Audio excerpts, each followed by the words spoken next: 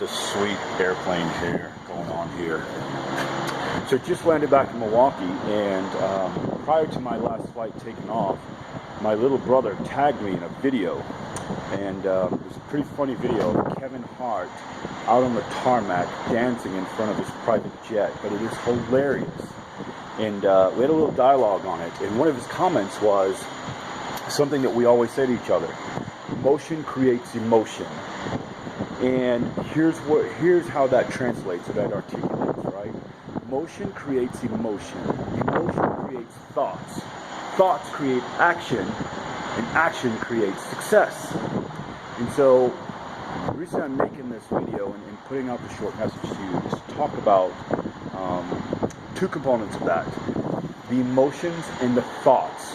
And so one of the quickest and easiest ways to make your thoughts reality is to tie an emotion to it.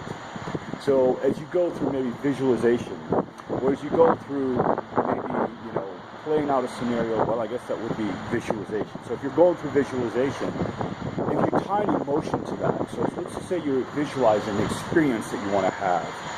If you sit with that thought and create the emotion behind it that you're trying to accomplish with the experience, not the things, right? Not the boat or the car, but the experience of driving the car, the experience of being in the boat, or whatever that thing is that you're trying to create, right? If you tie an emotion to it and get that feeling,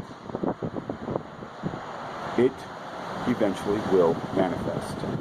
Now that also goes, the second part of this also goes with tying negative emotions to things. So many times I see people put some positivity out, and then they follow it up with, but all of you so-and-sos that keep doing so-and-so, you're messing up this and this.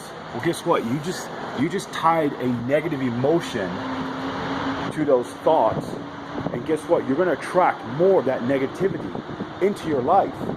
And so what happens is a lot of times we put forth this positive effort, this positive foot, but yet we somehow keep getting the shit back into our lives. We keep getting the drama back into our lives.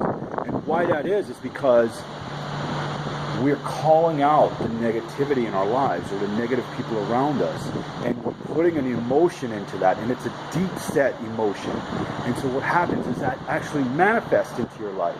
So as much as you're trying to manifest the good by putting some thoughts and emotions and actions behind it, you're kicking yourself in the rear by doing the same thing, tying that deep-seated negative emotion to that negative thing that you're trying to kick out of your life. So, humor me. Try it. If you don't like it, go back to the old way of thinking and the old way of doing things. But here's what I implore you to try.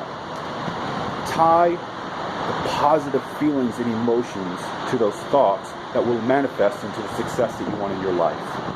And you know what? On the negative pieces that you're trying to get rid of, what you feed will grow. So just don't feed it. Literally starve it out of your life. Don't call it out. Don't call those people out. Listen, karma comes around. They'll get theirs. So leave it up to the universe. Leave it up to God to provide that. You just ignore it and move on, and you'll see how fast it dissipates in your life. And then there's a third piece. The third piece is dance. Just dance. Dancing is so much fun. Dancing creates this crazy energy, and it just gets you primed for the day. So, you want to add something cool and unique to your morning routine? Put on the headphones and do a 5-minute jam session. I guarantee you're going to be pumped for the day and ready to go.